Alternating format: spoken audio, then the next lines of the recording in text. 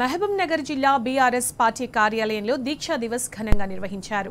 అమరవీరుల స్తూపం వద్ద అమరవీరులకు మాజీ మంత్రులు డాక్టర్ సి లక్ష్మారెడ్డి, శ్రీనివాస్ గౌడ్ పుష్పాంజలి ఘటించారు. తెలంగాణ తల్లి చిత్రపటానికి పూలమాలలు వేసి నివాళులర్పించారు. పోరాటాలు, త్యాగాల ఫలితంతో తెలంగాణ రాష్ట్రం ఏర్పడిందని లక్ష్మారెడ్డి అన్నారు. తెలంగాణ జాతిని కేసీఆర్ ఏకం చేశారని శ్రీనివాస్ గౌడ్ తెలిపారు.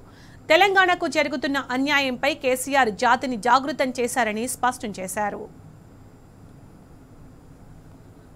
తెలంగాణ రాష్ట్ర దీక్షా దివస్ అయితే డిసెంబర్ 9వ తారీఖు అంటే 10 రోజుల తర్వాత డిసెంబర్ 9వ తారీఖు కూడా చాలా గొప్ప చరిత్ర ఉంది.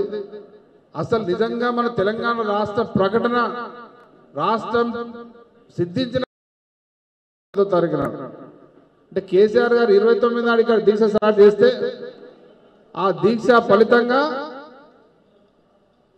డిసెంబర్ 9వ తారీఖు నాడు కేంద్రం నుంచి కేంద్ర ప్రభుత్వం చిదంబరం గారు ప్రకటన చేయడం జరిగింది.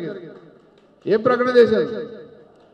తెలంగాణ రాష్ట్రాన్ని ఇస్తున్నాం, మీరు దీక్ష విరమణ చేయండి కేసీఆర్ గారు అని చిదంబరం గారు ప్రకటన చేయడం జరిగింది. ఈ పార్టీ రాష్ట్రం గురించి పుట్టిన పార్టీ, రాష్ట్రాన్ని తెచ్చిన పార్టీ, రాష్ట్రానికి నాయకత్వం వహించిన వ్యక్తి ముఖ్యమంత్రి ఉన్నటువంటి పార్టీ.